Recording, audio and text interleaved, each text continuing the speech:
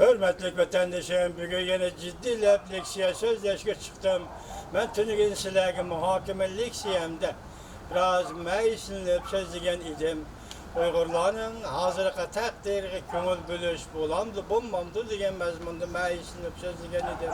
Biroq men özüm ahir yan ümit varlık bilen, kelgüsüge ümit bilen, qaraş bilen sizlarga leksiyamni ahirlashtirgan edim. Bugün sizlarga yana qayta leksiya so'zlayman. Azər vəziyyətdə bir keçidi 24 saat içində aləm şimal özgürlük yüz bədən. Mən şu münasibət ilə Amerika Qoşmuş Ştatlarının prezidenti Trump'a və Trump hökumətinə Allah'tan nusret diləyəm, mədəd diləyəm. Prezident Trump'ın üzüge Allah'tan ömür diləyəm. Moşu ay ulaq Ramazan köllərdə Amerika'da vəziyyətlə bu kadar özgürlüşü, yani cüngü münasibetlik vəziyyətlə bu kadar özgürlüşü Allah bir nusretle yetip gelgenliğinden direkt bergendek his kıldım. Şuna ben bugün bu leksiyonu sizlerle sözleşti. Layık taptım hürmetlik vatandaş. Ve üstünlüğün sözlü leksiyelerimizde Amerika Qoşmuş Ştatları hükümetiyle Cumhuriyet Halk Cumhuriyeti oturuş ötküzülüp otkan soda söhbetinde Uygur meselesi oturup koyulamdı digeri. Lekin yani şu nesine kayıt kılgan edik ki ahire Amerika Qoşmuş Ştatları Devlet Müdafiə Ministerliği Asya tenç yok ya. Yeni tenç yok yani işleri bu için mesul yardımcı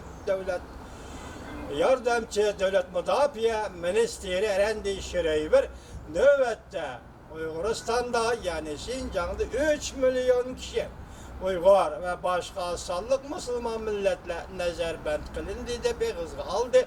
Bugün endi onun münasibetlik vaziyetten özgürlük şu ki Amerika Qoşmuş Ştatlarının prezidenti Trump Cumhur'dan import kılıngan tuvar mallara 200 milyar dollarlık tuvar mallara 25%'den baş koyuşuna karar kıldı.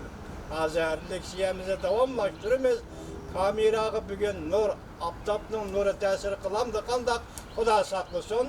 Ben sözler vereyim. Hürmetli vatandaş. Mavzumunda Prezident Trump aldığımızdaki haftanın 5. günü, yani Cuma günü Cüngüden import kılıngan tuvar mallara 25%'den tamojda böce koyduğallığını jakarladı. Yaki ilan kıldı. Mavzulu haber 5. ayının 6. günü Amerika avazından Xitay tili programması ilan kılındı. Haber mındak başlandı.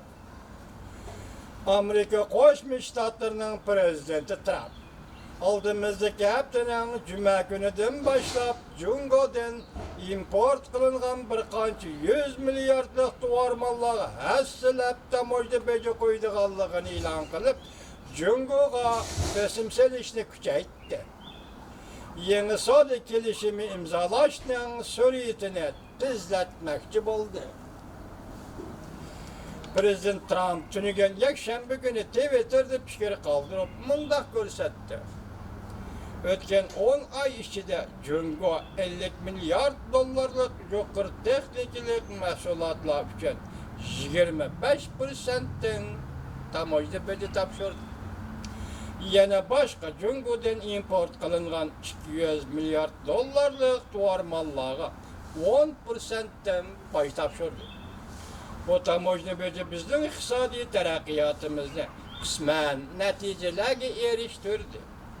Aldığımızdaki Cuma günüden başlap Cungo'dan import kılıngan tuvar mallara 10%'den baş koyuşunu 25%'den baş koyuşqa götürümüz.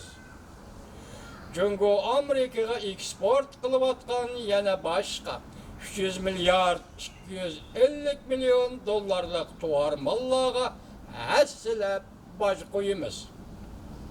Baş koyuş norması 25% buludur. Cungo bilen elip berivatkan soda söhbetimiz hazır, devamlaşıvatıdır. Lekin ilgirleş, intayın asta. Cungo söhbetini başkadan başlamakçı buluvatıdır. Lekin endi bu yol akmaydı. Volkoçsi gazeti yakshanba kuni keyinroq xabar qilib mundaq ko'rsatdi. Jungo del hozir aslida musha hafta suhbat vakillar umigini Washingtonga avatib, davomli suhbatlashish planini amaldan qoldirishni o'ylashyapti. Amerika ovozi Oqsaroy axborot kotibotidan Volkoçsi gazetining yuqorqi xabariga baho berishni so'rab ko'rganda hech qanday javob bo'lmadi.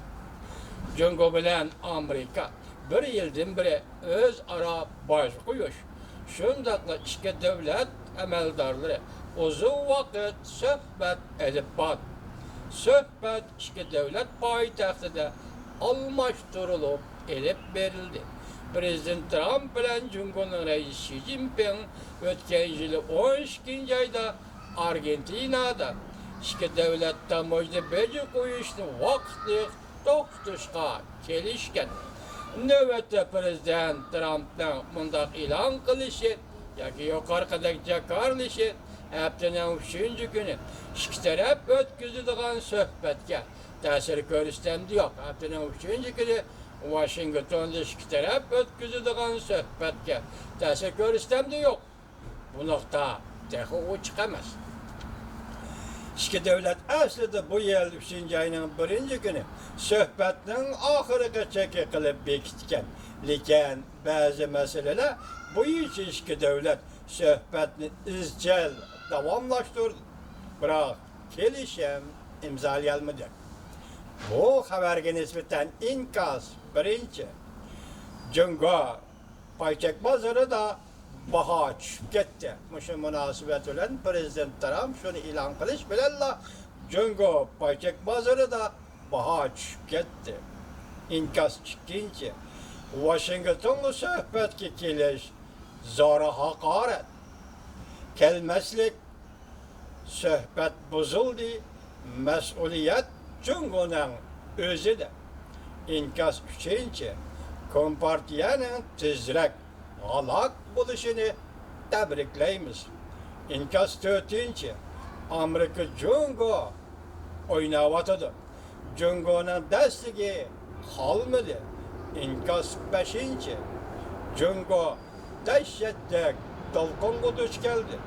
Bexatarlik tasmasini ching bog'lang Jungolog apandi.